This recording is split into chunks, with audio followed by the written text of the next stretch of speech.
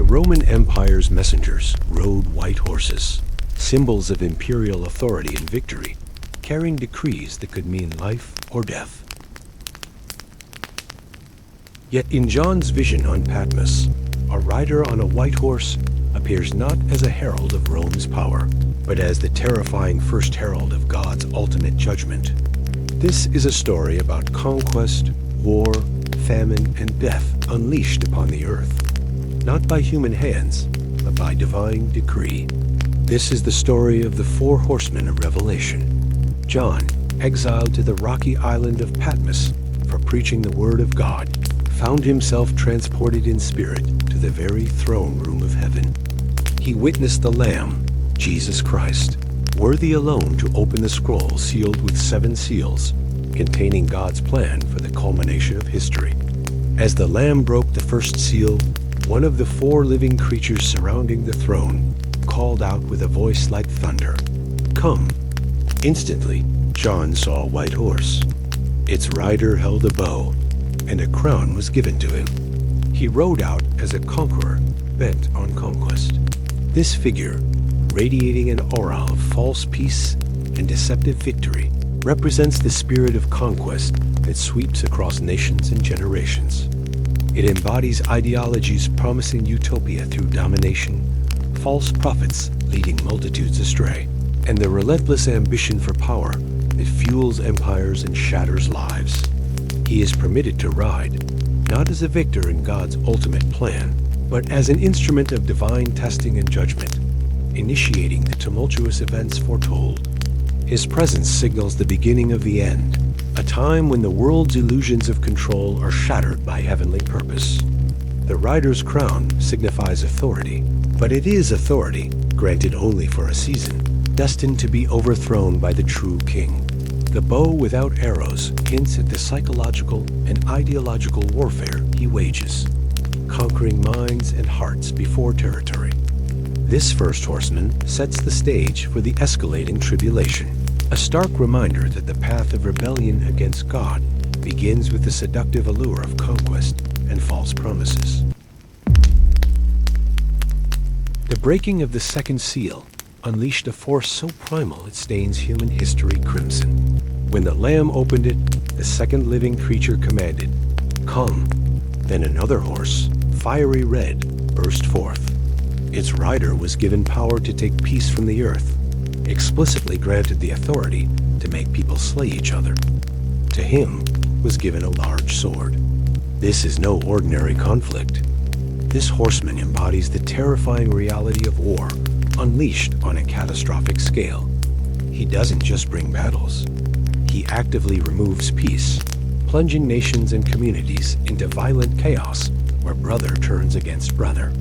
The large sword symbolizes brutal, widespread warfare, massacres, and civil strife. History shudders under the hooves of this red horse, from ancient sieges and genocides to the industrialized slaughter of modern battlefields. He represents the unchecked fury of human hatred, the political machinations that ignite global conflagrations, and the sectarian violence that tears societies apart.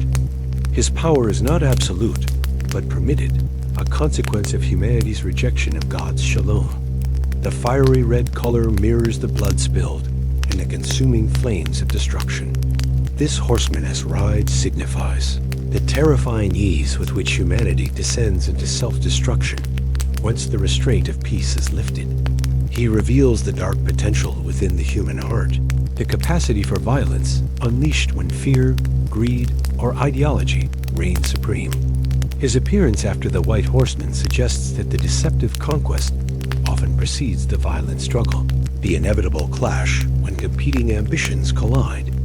The Red Horse charges across the centuries, a grim testament to the devastating cost of war and the fragile nature of earthly peace. Following the thunder of war came the chilling silence of scarcity. As the Lamb broke the third seal, John heard the third living creature proclaim, "Come." He looked and beheld a black horse, its color dark as mourning, heavy as despair. Its rider held a pair of scales in his hand. Then a voice, emanating from among the 4 living creatures, pierced the vision with stark economic reality. A quart of wheat for a denarius, and 3 quarts of barley for a denarius, and do not damage the oil and the wine. The scales were the instrument of measurement, symbolizing severe rationing and exorbitant inflation. A denarius was a day's wage for a common laborer. Now it bought only enough wheat to feed one person meagerly for a day, or slightly more of the coarser barley, barely sufficient for a small family. The Black Horseman embodies devastating famine and crippling economic injustice. He represents the collapse of systems that sustain life, where basic necessities become luxuries only the wealthy can afford. The command to spare the oil and wine underscores the cruel disparity. The luxuries of the rich remain untouched, while the staples of the poor vanish or become impossibly dear. This is not merely crop failure. It's the systematic failure of equity, the manipulation of markets, the hoarding by the powerful, and the crushing weight of poverty that follows in the wake of conquest and war.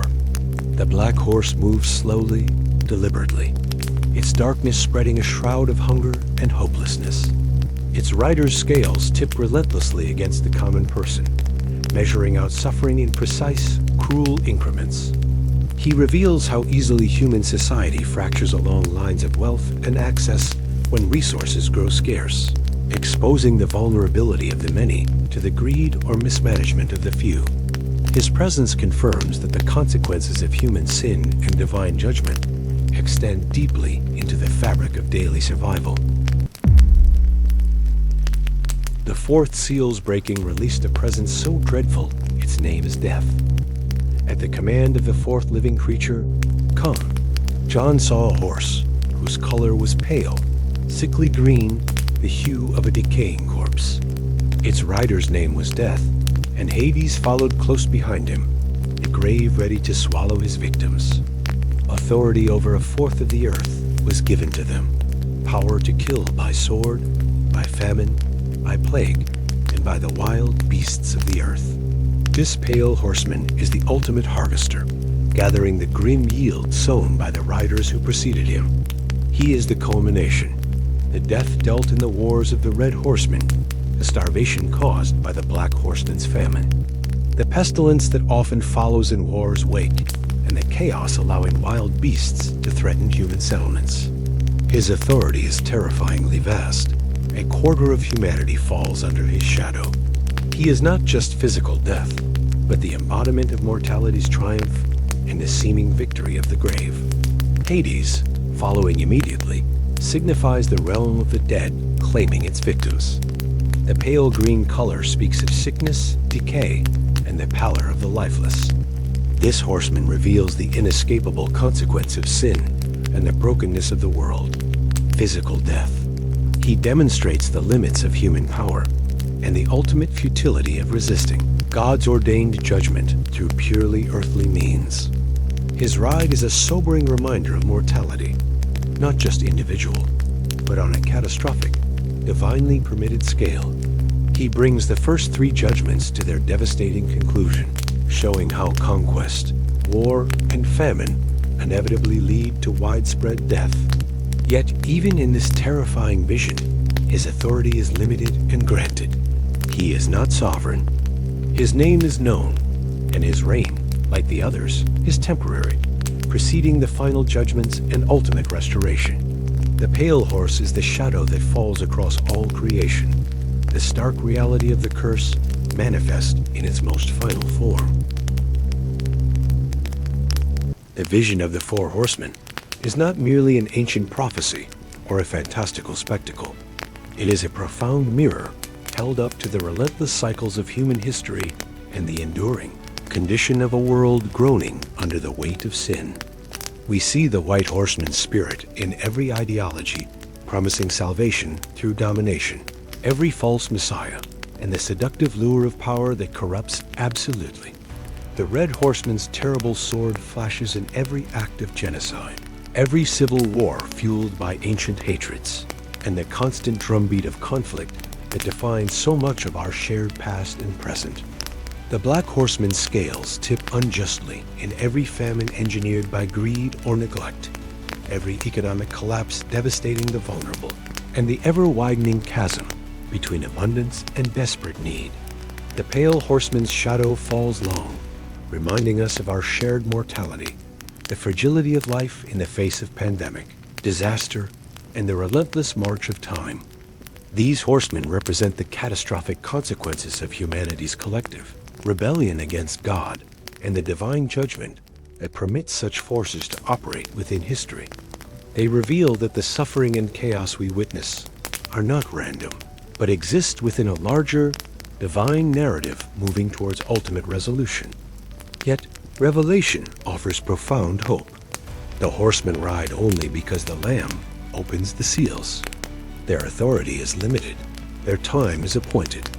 The vision continues beyond the pale horse to the cries of the martyrs under the altar, the sealing of God's servants, and ultimately, the triumph of the Lamb who was slain.